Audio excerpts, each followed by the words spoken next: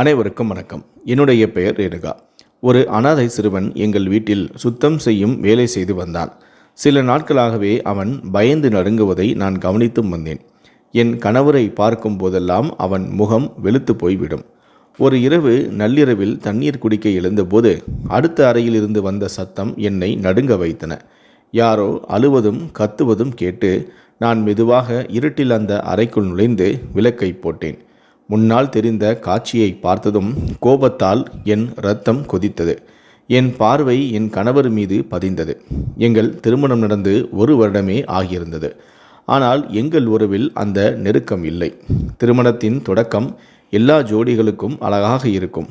ஆனால் என் கணவர் இப்போது என்னை தவிர்க்க ஆரம்பித்து விட்டார். ஆரம்பத்திலிருந்தே எனக்கு புரிந்துவிட்டது, அவருக்கு திறந்த உறவுகளில்தான் ஆர்வம் அதிகம் என்று. மாதத்தில் 1 முறை மட்டுமே நாங்கள் ஒருவருக்கொருவர் நெருக்கமாக இருப்போம். என் அம்மா அடிக்கடி சொல்வாள், ஒரு பெண் தன் கணவனை எப்போதும் தன்னை நோக்கி ஈர்க்க வேண்டும் என்று. ஆனால் எனக்கும் அவருக்கும் இடையே இருந்த அந்த தூரமும் தயக்கமும் என்னால் அவரிடம் அதிகம் பேச முடியாதபடி செய்தது. ஆனால் இன்று நான் முடிவு செய்துவிட்டேன். ஒரு ஆணுக்கு உணர்ச்சிகள் இருப்பது போல் ஒரு பெண்ணுக்கும் உணர்ச்சிகள் உண்டு என்பதை அவரிடம் பேசியே தீருவேன் என்று. நான் என் இடத்திலிருந்து எழுந்து அவரிடம் சொல்லப்போனேன். அதே நிமிடம் அவர் திடீரென எழுந்து எதுவும் சொல்லாமல் வெளியேறினார். அவரது அந்த அமைதியற்ற நடத்தை என்னை உள்ளுர அலட்டியது. சிறிது நேரம் அறையில் உட்கார்ந்திருந்தேன். பிறகு திடீரென எழுந்து சமையலறை நோக்கி நடந்தேன். சமையலறை விளக்கு எரிந்து கொண்டிருந்தது. அவர் அங்கே ஏதோ வேலையாக இருப்பார் என நினைத்தேன். ஆனால் உள்ளே இருந்து வந்த குரல் என் கால்களை நிறுத்தியது. என் கணவர் கூறினார், ராஜு, நான் உனக்கு சொன்னேன், உன் வாயை மூடிவை. பக்கத்து வீட்டு வினிதா அத்தையிடம் ஏன் சொன்னாய் என்று. அந்த சிறுவன் வயது 12 இருக்கும். அவன் பயந்து நடுங்கிக் கொண்டு என் கணவரை பார்த்து கொண்டிருந்தான். என் கணவர் ஏதோ சொல்வதற்கு முன்பாகவே நான் சமையலறைக்குள் நுழைந்து ராஜுவை என் பின்னால் தள்ளிவிட்டு, என்ன ஆயிற்று உங்களுக்கு? இவன் திடீரென என்ன சொல்லிவிட்டான் வினிதா அத்தையிடம் என்று நான் கேட்டேன். என் வார்த்தைகளை கேட்டதுமே என் கணவரின் முகம் வெளுத்து போயிற்று. என்னை பார்த்து, நீ உள்ளே மொபைல் பார்த்து கொண்டிருந்தாய் இல்லையா, வெளியே ஏன் வந்தாய் என்று கூறினார். நான் பதிலளிப்பதற்கு முன்பாகவே ராஜு நடுங்கும் குரலில் என்னிடம், நான் என் அறைக்கு போகலாமா என்றான். நான் அவனை பார்த்தேன். மிகவும் பயந்து நின்று கொண்டு இருந்தான். மெதுவாக தலையையும் மாட்டினேன். அவன் உடனே ஓடி தன் அறைக்குள் சென்று கதவை தாளிட்டு கொண்டான். நான் என் கணவரை நோக்கி பார்த்தபோது அவர் மீண்டும் கோபத்துடன் கத்தினார், என் விஷயங்களில் தலையிடாதே. இந்த சிறுவன் நமது வீட்டு விஷயங்களை பக்கத்து வீட்டு பெண்ணிடம் சொல்கிறான். நான் அவனை திட்டக்கூடாதா என்றார். நான் உடனடியாக பதிலளித்தேன், என்ன விஷயங்கள்? நம்மிடையே ஏதாவது சண்டை நடந்ததா? பண பிரச்சனையும் இல்லை, கஷ்டமும் இல்லை. அப்படி என்றால் நாம் இருவருக்கும் இடையே எந்த நெருக்கமும் இல்லாத நிலையில் அவன் யாரிடம் என்ன சொல்லப் போகிறான் என்று. நம்முடைய உறவில் எந்த நெருக்கமும் இல்லையே, அதை பற்றி அவன் வேறு யாரிடமும் சொல்லப் போகிறான். நான் மேலும் ஏதோ சொல்லப்போனேன். அதற்குள் என் கணவர் என் கையை பிடித்து இழுத்து, உன் விஷயங்களை உன்னிடமே வைத்துக்கொள். நான் எப்படி நடந்து கொள்ள வேண்டுமோ அப்படி நடந்து கொள்வேன். இது என்னுடைய விஷயம். இந்த வீடு என்னுடையது. இங்கு என்னுடைய விதிமுறைகள் தான் நடக்கும் என்று கூறிவிட்டு என்னை ஒரு தள்ளிவிட்டு தன் அறைக்குள் சென்று விட்டார். நான் அப்படியே மரமாக நின்று விட்டேன். சில நாட்களாக என் கணவரின் நடத்தை மிகவும் மாறிப்போயும் இருந்தது. இதை நான் முன்பே உணர்ந்தும் இருந்தேன். அந்த சிறுவன் என் கணவரிடம் மிகவும் பயந்து கொண்டும் இருந்தான். என் கணவரின் பெயர் ஆதி. அவர் எங்கே இருந்தாலும் அவர் அங்கிருந்து ஓடி போய் விடுவான். இது ஏன் நடக்கிறது எனக்கு தெரியாது.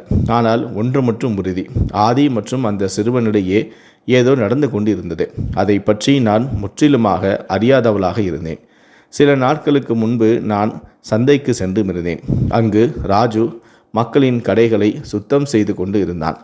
ஒரு கடையின் முன் துடைப்பம் வைத்து சில கடைகளில் துணிகளை சரி செய்து மடித்து வைத்து கொண்டும் இருந்தான்.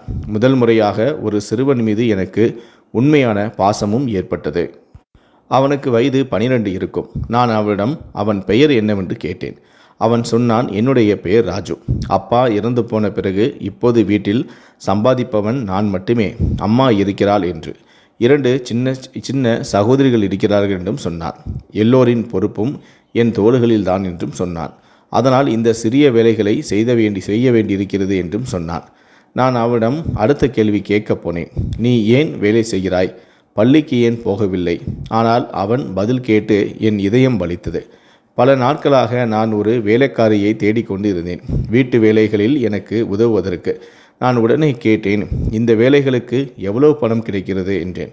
அவன் சோகமான குரலில் சொன்னான், தினசரி 200 அல்லது 300 ரூபாய் கிடைக்கும் என்றான். என் இதயம் ஒரு வலியால் நிரம்பியது. நான் மனதிற்குள் முடிவு செய்தேன், ஆதியிடம் அனுமதி வாங்கி ராஜுவை என் வீட்டில் வேலைக்கு வைத்துக் கொள்வேன் என்று. வெளியிலிருந்து பொருட்களை கொண்டு வருவது, சிறிய சிறிய வீட்டு வேலைகளை செய்வது போன்றவற்றில் அவன் எனக்கு நிறைய உதவிகளையும் செய்வான். அதற்கு பதிலாக அவனுக்கு சம்பளமும் கிடைக்கும். வீட்டிற்கு வந்ததும் நான் ஆதியிடம் இதை பற்றி பேசினேன். அவருக்கும் எந்த ஆட்சேபனையும் இல்லை. அவர் மிகவும் திறந்த மனம் உள்ளவர். மாறாக ஆர்வத்துடன் சொன்னார், ஆமாம், அந்த சிறுவனை வீட்டுக்கு அழைத்து வா, நமக்கு சுலபமாக இருக்கும். நீ எல்லாவற்றையும் தனியாக செய்ய வேண்டியது இல்லை. எனக்கும் கவலை இல்லை. அந்த நாள் ஆதியின் நடத்தை கொஞ்சம் மாறுபட்டு இருந்தது. அவ்வளவு அன்பாக பேசுவது அவரது இயல்புக்கு மாறானது. ஆனால் நான் மௌனமாக இருந்தேன். மறுநாள் நான் ராஜுவிடம் சென்று என் யோசையை சொன்னேன். அவன் உடனே சம்மதித்தான். நான் அவனுக்கு அதிக சம்பளம் கொடுப்பதாகவும் வாக்களித்தேன். அதனால் அவன் மறுக்க முடியவில்லை. அடுத்த நாள் காலையிலேயே அவன் எங்கள் வீட்டிற்கு வந்துவிட்டான். முழு நாளும் அவன் மிகவும் கடினமாக வேலையும் செய்தான். ஒரு வேளை மாடியை சுத்தம் செய்தான். மற்றொரு வேளை அறையை, சமையலறையில் எனக்கு உதவினான். எனக்கு நிறைய வசதியாகவும் இருந்தது. அவன் ஒரு அனாதை கூட. அதனால் அவன் மீது எனக்கு மிகவும் கருணையும் ஏற்பட்டது. நான் முழுவதும் வேலைகள் சாதாரணமாக முடிந்தன. இரவு நேரத்தில் ஆதி வீட்டிற்கு வந்தார். சிறிது நேரம் ராஜுவை பேசி கொண்டிருந்தார். நான் மௌனமாக அவர்களை பார்த்து கொண்டே இருந்தேன். ஒரு கணம் எனக்கு தோன்றியது, ஆதி அவனை முன்பே தெரிந்தவர் போல இருக்கிறாரே. நான் 1 அல்லது 2 முறை கேட்டேன். ஆனால் அவரோ பதில் சொல்லவே இல்லை. அரை மணி நேரம் கழித்து அவர் ராஜுவிடம் கூறினார், இங்கே வேலை செய்யணும்னா சில நிபந்தனைகளும் இருக்கும். 24 மணி நேரமும் இங்கே தங்கணும். இரவு எந்த நேரத்திலும் நீ தேவைப்படலாம். அதனால் வீட்டுக்கு சொல்லிவிடு. ஞாயிற்றுக்கிழமை மட்டும் லீவு, அதிலும் இரவுக்குள் திரும்பி வரணும் என்றார். நான் திடுக்கிட்டேன். இப்போது என்ன நிபந்தனைகள்? நான் ஏதோ சொல்லப்போனேன். அதற்குள் ஆதி குறுக்கிட்டார். இல்லை ஆதி, இவன் அப்பா சில நாட்களுக்கு முன்புதான் இறந்திருக்கிறார். இவன் இங்கே வந்தால் அவன் அம்மா மிகவும் கவலைப்படுவாள் என்றேன். நான் மேலும் பேசுவதற்குள் என் கணவர் சத்தமான குரலில் கத்தினார், வாயை மூடு, இது ஆண்களின் விஷயம், பெண்கள் இப்படி முடிவெடுக்க முடியாது என்று. அவன் சொன்ன வார்த்தைகளால் நான் மரத்து போய் நின்றேன். திருமணத்துக்கு பிறகு முதல் முறையாக அவர் என்னை இவ்வளவு கடுமையாக திட்டினார். ஒரு அந்நிய சிறுவன் முன்னிலையில் நான் பேசாமல் இருந்துவிட்டேன். ராஜு மெதுவாக சொன்னார், சார், இது சாத்தியமில்லை. என் அம்மா அனுமதிக்கவே மாட்டாள். நான் இரவு வரை தங்கிவிட்டு பிறகு வீட்டுக்கு போகிறேன் என்றான். ஆனால் ஆதியின் அடுத்த வார்த்தை ராஜுவை யோசிக்க வைத்தது. நான் உனக்கு தினமும் 400 ரூபாய் தருகிறேன், சரியா இல்லையா என்று கேட்டான். நான் ஆதியை ஆச்சரியத்துடன் பார்த்து கொண்டிருந்தேன். இவருக்கு என்ன ஆகிவிட்டது? நான் இவ்வளவு பெரிய தொகை கொடுப்பதாக சொல்லவே இல்லையே. ஆனால் என்னை அவர் பேசவிடவே இல்லை. ராஜுவும் பதிலளித்தான், சரி சார், நான் அம்மாவிடம் கேட்டு நாளை காலையில் சொல்கிறேன். அவள் அனுமதி இல்லாமல் நான் எதையும் முடிவு செய்ய முடியாது என்றும் சொன்னான். நான் மனதிற்குள் யோசித்தேன், இந்த சிறுவனை இரவு நேரத்தில் வைத்துக் கொள்வது ஆபத்தானது. இதை ஆதியிடம் விளக்க வேண்டும். ஆனால் அந்த இரவு அவர் என் பேச்சை கேட்கவே இல்லை. நானும் எவ்வளவு சொன்னாலும் அவர் கோபத்துடனே சொன்னார், உன்னை விட நான் நன்றாக புரிந்து கொள்கின்றேன். அந்த குழந்தை ஏதாவது திருடினாலும் என்ன, உனக்கு ஏன் இவ்வளவு பயம் என்றேன். நான் பதிலளித்தேன், அவன் வயது 12 தான். அவன் ஏன் திருடுவான்? மேலும் நீங்கள் 400 ரூபாய் கொடுக்கிறீர்கள், இது மிகப்பெரிய தொகை. இவ்வளவு பணம் யாரும் வேலைக்காரர்களுக்கு கொடுப்பது இல்லை என்றும் நான் சொன்னேன். ஆனால் ஆதி காதில் வாங்கி கொள்ளவே இல்லை. நேரம் ஓடிக்கொண்டே இருந்தது. 400 என்பது சிறிய தொகை இல்லை, குறிப்பாக 12 வயது சிறுவனுக்கு. அவன் உடனே அனுமதி கொடுத்து விட்டார். அடுத்த நாளே ராஜு தன் பொருட்களை எல்லாம் கொண்டு வந்தான். ஆனால் 1 வாரம் கழித்து அவனிடம் மாற்றம் தெரிந்தது. முன்பு மகிழ்ச்சியாக பேசிய ராஜு இப்போது பயந்து நடுங்கினான். ஏன் எனக்கு எதுவும் புரியவில்லை. நான் இப்போது பார்த்த காட்சி என்னை அதிர்ச்சியில் ஆழ்த்தியது. சிறிது நேரம் சமையலறையில் நின்றுவிட்டு பின்னர் என் அறைக்கு நான் திரும்பினேன். என் கணவன் லேப்டாப்பில் வேலையில் ஈடுபட்டு கொண்டிருந்தார். நான் மெதுவாக அவர் அருகே சென்றேன். அவருக்கு அருகில் அமர்ந்து, உங்களுடன் ஒரு முக்கியமான விஷயம் பேச வேண்டும் என்றேன். என் வார்த்தைகள் முடியும் முன்பே அவர் திடீரென கத்தினார், உனக்கு எப்படி புரியவில்லை? இது ஒரு சாதாரண விஷயம் என்று சொன்னேனே, ஏன் தொந்தரவு செய்கிறாய் என்று சொன்னார். நான் உடனடியாக பதிலளித்தேன். ஆதி, நான் ராஜுவை பற்றி பேசவில்லை. என்னுடைய விஷயத்தை நான் சொல்கிறேன். நீங்கள் ஏன் இப்படி கத்துகிறீர்கள் என்றேன். நான் மேலும் பேசுவதற்குள் அவர் என் முகத்தில் ஒரு அறையை விட்டு, உன் பேச்சை நிறுத்து, போய் சும்மா படுத்துக்கொள் என்றும் சொன்னார். அவரின் இந்த நடத்தை என்னை அதிர்ச்சியில் ஆழ்த்தியது. அந்த அடி என்னை மிகவும் பாதித்தது. ஆனால் ஒரு விஷயம் தெளிவாக தெரிந்தது. அவர் ஏதோ ஒன்றால் மிகவும் மன அழுத்தத்தில் இருந்தார். அதனால்தான் இப்படி நடந்து கொண்டார் என்று. நான் மௌனமாக எழுந்து படுக்கையில் போய் படுத்தேன். ஆனால் கண்ணீர் கொட்டியது. எங்கள் திருமணமாகி ஒரு வருடமே ஆகியிருந்தது. அதிலும் முதல் முறையாக அவர் என் மீது கை தூக்கியிருந்தார். திருமணத்தின் போது என் அப்பா என்னை கட்டி அணைத்து ஒரு வார்த்தை மட்டுமே சொல்லியிருந்தார். எப்போதாவது உன் மனம் இங்கே திரும்பினால் அல்லது அவன் உன்னை நேசிக்கவில்லை என்றால் திரும்பி வா. எங்கள் வீட்டு கதவு எப்போதுமே உனக்காக திறந்திருக்கும் என்று. ஆனால் நான் என் வீட்டுக்கு செல்ல விரும்பினேன். ஆனால் இவ்வளவு சிறிய விஷயத்திற்காக என் வாழ்க்கையை நான் உடைக்க விரும்பவும் இல்லை. அழுது கொண்டே நான் எப்போதும் தூங்கி போனேன் என்றே எனக்கே தெரியவில்லை. ஆனால் சில நிமிடங்களுக்கு பிறகு ஒரு கூச்சல் சத்தம் என் காதில் விழுந்தது. முதலில் அது என் மனதில் பிரம்மை என்று நினைத்து மீண்டும் நான் தூங்கினேன். ஆனால் சிறிது நேரம் கழித்து மீண்டும் அதே சத்தம், வலி நிறைந்த கூச்சம் கேட்டது. உடனே என் உறக்கமும் கலைந்தது. நான் கனத்த தூக்கத்தில் இருந்ததால் என்ன நடக்கிறது என்று சிறிது நேரம் புரியவில்லை. மனம் தெளிந்ததும் சுற்றுமுற்றும் பார்த்தேன். அறையில் என் கணவர் இல்லை. அவர் எங்கே போனார் என்று யோசித்தேன். படுக்கையிலிருந்து இறங்கியதுமே மீண்டும் அதே கூச்சல். கவனத்துடன் கேட்கபோது அது ராஜுவின் குரல் என புரிந்தது. அவன் என்னை காப்பாற்றுங்கள் என்று கத்திக்கொண்டிருந்தான். நான் உடனே செருப்பை அணிந்து அறைக்கு வெளியே வந்தேன். அவன் அறையின் விளக்கு எரிந்து கொண்டிருந்தது. இந்த நேரத்தில் ஏன் விளக்கு? நான் முன்னேறியதும் திடீரென அவன் அறை கதவு திறந்தது. என் கணவர் வெளியே வந்தார். வியர்வையில் நனைந்த முகம், சிதறிய முடிகள், குழப்பமான ஆடைகள். ஒரு கணம் நான் அப்படியே உறைந்து போனேன். அவர் என்னை பார்த்ததும் திகிலடைந்தார். நான் ஏதோ சொல்வதற்குள் அவர் விரைவாக தம் அறைக்குள் சென்று விட்டார். என் இதயம் வேகமாக அடித்து கொண்டிருந்தது. மனதில் பல சந்தேகங்கள். குழந்தைகளை பாலியல் ரீதியாக துன்புறுத்தும் கதைகள் நிறைய கேள்விப்பட்டிருக்கின்றேனே. என் கால்கள் முன்னேற மறுத்தன. சிறிது நேரம் அப்படியே நின்றேன். பிறகு தன்னிச்சையாக ராஜுவின் அறையை நோக்கி நடந்தேன். கதவின் கைப்பிடியை தொடும் தருணத்தில் என் கணவர் என் கையை பிடித்து இழுத்து அவர் என்னை அறைக்குள் இழுத்துச் சென்று படுக்கையில் வீசி எறிந்தார். சற்று முன் நான் உன் மீது கை தூக்கினேன், உன்னை அடித்தேன். இனி உன் விஷயங்களை நீயே பார்த்துக்கொள். என் விஷயங்களை தலையிடாதே. உனக்கு எதுவும் புரியவில்லையா? ராஜுவின் சம்பளம் நான் தருகிறேன். அவனுடன் நான் என்ன செய்தாலும் அது என் விஷயம். நீ யார் இடையில் பேச என்றும் கேட்டார். அவரது வார்த்தைகளை கேட்டு நான் திடீரென கத்தினேன். நீங்கள் பைத்தியமாகி விட்டீர்கள் ஆதி. உங்கள் மூளை கெட்டுவிட்டதா? என்ன செய்ய முயற்சிக்கிறீர்கள்? அந்த குழந்தையுடன் என்ன செய்தீர்கள் என்று நான் கேட்டேன். நான் பதட்டத்தில் 2-3 கேள்விகளை வீசினேன். ஆனால் அவரிடம் எந்த பதிலும் இல்லை. அறை கதவை மூடிக்கொண்டே சென்றார். அமைதியாக தூகு, இல்லையென்றால் நான் உனக்கு காட்ட விரும்பாத என் மற்றொரு தோற்றத்தையும் நான் காண்பிப்பேன் என்றும் சொன்னார். நான் அப்படியே மரத்து போனேன். மௌனமாக என் முடிகளை சீராக்கி கொண்டு படுக்கையில் படுத்தேன். இதயம் வேகமாக அடித்து கொண்டிருந்தது. அவர் என்னுடன் படுத்தும் என் கையை பிடித்து கொண்டு எச்சரித்தார். படுக்கையிலிருந்து இறங்க முயற்சிக்காதே, அமைதியாக படுத்துக்கொள் என்று. எனக்கு எதுவுமே சரியாக தோன்றவில்லை. ஏதோ தவறு நடந்து கொண்டிருந்தது. ராஜு பாதுகாப்பில் இல்லை என்பதை என்னால் உணர முடிந்தது.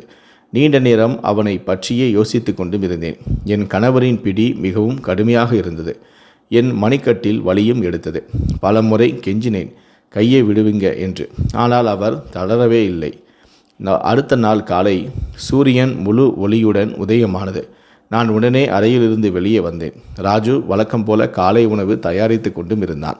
காலை டீ செய்யும் பொறுப்பை நான் அவனிடமே விட்டும் இருந்தேன். நான் எதுவும் சொல்வதற்கு முன்பாகவே அவனது நிலை என்னை அதிர்ச்சியில் ஆழ்த்தியது. அவனது கழுத்தில், கன்னங்களில் மற்றும் கைகளில் பற்களின் குறிகள் தெளிவாக தெரிந்தன. குழந்தையின் நிலை மிகவும் மோசமாக இருந்தது. கண்களுக்கு கீழே கருப்பு வட்டங்கள், முகத்தில் நீல புள்ளிகள். நான் பேசுவதற்குள் அவன் முன்கூட்டியே சொன்னான், அக்கா, டீ போட்டு விட்டேன், நான் கொஞ்சம் ஓய்வெடுக்கலாமா என்றான். அவனது தளர்ந்த நிலை என்னை மிரள வைத்தது. நான் தலையை அசைத்தேன். அவன் மௌனமாக தன் அறைக்குள் சென்றான். ஆனால் பல விஷயங்கள் எனக்கு புரிந்துவிட்டன.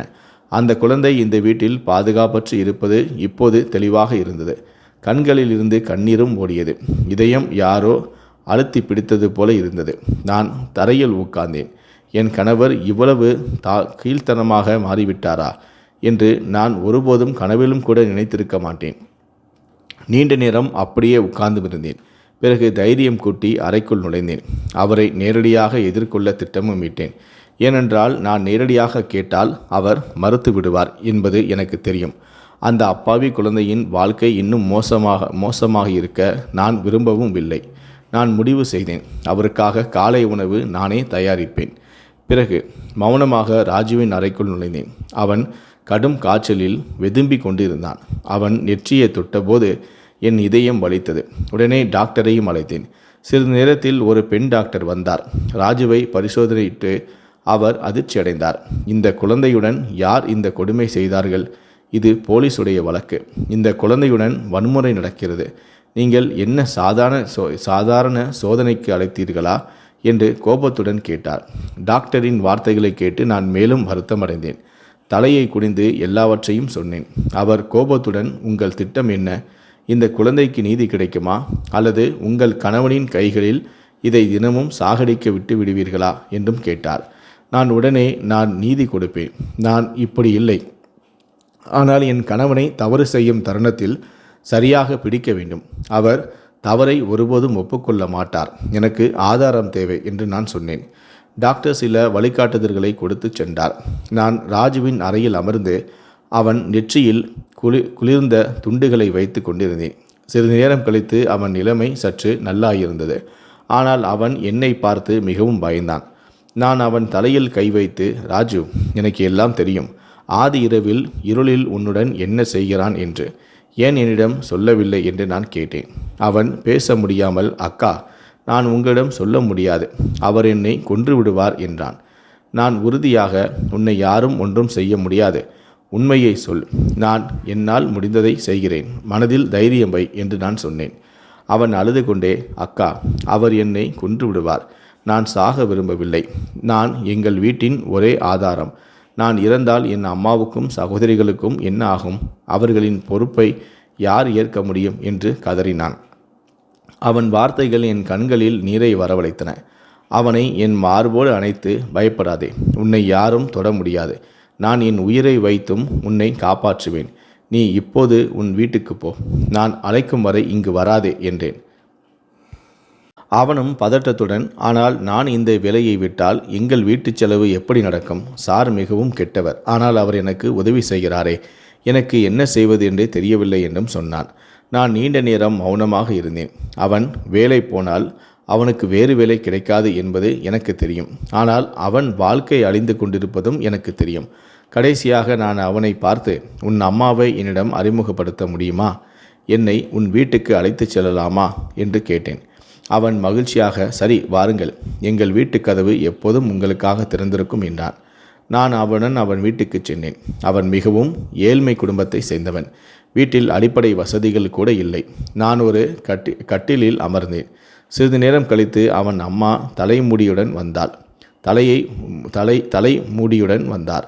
நான் மகனை பார்த்து மகிழ்ச்சி அடைந்தார். ஆனால் அவர் நிலைமையை கண்டதும் அவர் கண்களில் பயம் தெரிந்தது. அவள் உடனே புரிந்து கொண்டு, உனக்கு காய்ச்சலா? என்ன ஆயிற்று என் மகனே என்று கேட்டாள். ராஜு அவளது கையை பிடித்து, அம்மா, முதலில் என் அக்காவை சந்தியுங்கள் என்றான். அவன் வார்த்தைகளை கேட்டு அவள் உணர்வு வந்தவளாய் என்னை பார்த்தாள். என்னை கண்டதும் உடனே என் பக்கம் வந்து, வணக்கம் அக்கா, நான் உங்களை பார்க்கவில்லை, மன்னிக்கவும், எல்லாம் சரிதானே என்றாள். அவளது மகிழ்ச்சியை பார்க்கும் தகுந்ததாக இருந்தது. ஏழை மக்களின் வீடுகளில் அவரது குழந்தைகளை யாராவது பெரியவர்கள் கவனித்தால் அவர்களது நடத்தை முற்றிலும் மாறுபட்டிருக்கும். நான் அந்த பெண்ணை உட்காரச் சொன்னேன். எனக்கு தெரியும், நான் என் கணவனுக்கு எதிராக ஒரு பெரிய படி எடுக்கிறேன் என்று, இதனால் என் வாழ்க்கை பாழாகலாம் என்று. ஆனால் ஒரு மனிதனாக இந்த ஏழை குழந்தைக்கு உதவுவது என்னுடைய கடமை. அந்த பெண்ணின் கையை பிடித்து, நான் உங்களிடம் தனியாக பேச வேண்டும் என்றேன். அவள் என்னை ஒரு கேள்வி நிறைந்த பார்வையுடன் பார்த்து, அக்கா, எல்லாம் சரிதானே? என் குழந்தை ஏதாவது தவறு செய்து விட்டானா என்று கேட்டாள். நான் தலையை அசைத்து, வெறும் 10 நிமிடம் என் பேச்சை கேளுங்கள் என்றேன். அவள் தலையை சிறிது சாய்த்து ராஜுவையும் தன் குழந்தையான சிறுமிகளையும் வெளியே விளையாட அனுப்பினாள். இப்போது வீட்டில் நானும் அவளும் மட்டுமே இருந்தோம். நான் தலையை குனிந்து ஒவ்வொரு விஷயத்தையும் அவளிடம் சொன்னேன். உடனே அவள் எழுந்து நின்று, நீங்கள் என்ன சொல்கிறீர்கள்? இது பொய்தானே? இது உண்மையில்லை என்றாள். நான் அவள் கையை பிடித்து கண்களில் பார்த்து, இந்த விஷயங்கள் உங்களுக்கு மிகவும் வேதனையாக இருக்கும் என்பது எனக்கு தெரியும். ஏனென்றால் இது என் வாழ்க்கையும் சிரமமாக்கியுள்ளது. இப்போது எனக்கு உங்கள் உதவி மட்டுமே வேண்டும் என்றேன். அவள் கூறினாள், நான் உங்களுக்கு உதவ தயாராக உள்ளேன். என் அப்பாவி குழந்தை இப்படி அழிவதை நான் பார்க்க முடியாது. நான் உடனே போலீஸில் புகார் செய்யுங்கள் என்றேன்.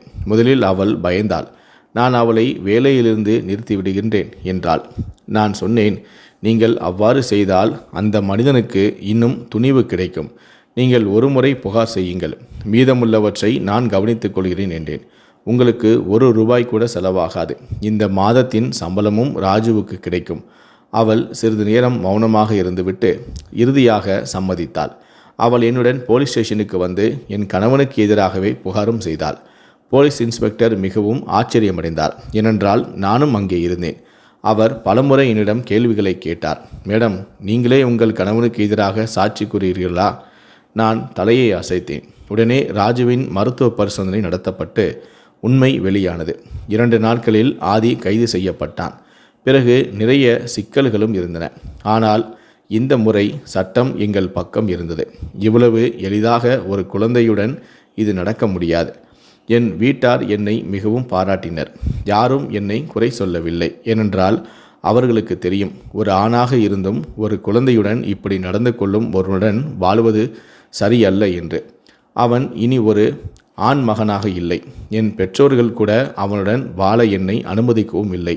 விவாகரத்து ஆவணங்களுடன் நான் போலீஸ் ஸ்டேஷனுக்கு சென்றபோது அவன் சொன்னது ஒன்றே, நீ என் வார்த்தைகளை கேட்கவே இல்லை. நான் ஏன் இவ்வளவு செய்கிறேன் என்று கேட்கவே இல்லை. உன் இஷ்டம் போல நடந்து கொண்டாய். நான் உன்னை ஒருபோதும் மன்னிக்க மாட்டேன் என்றான்.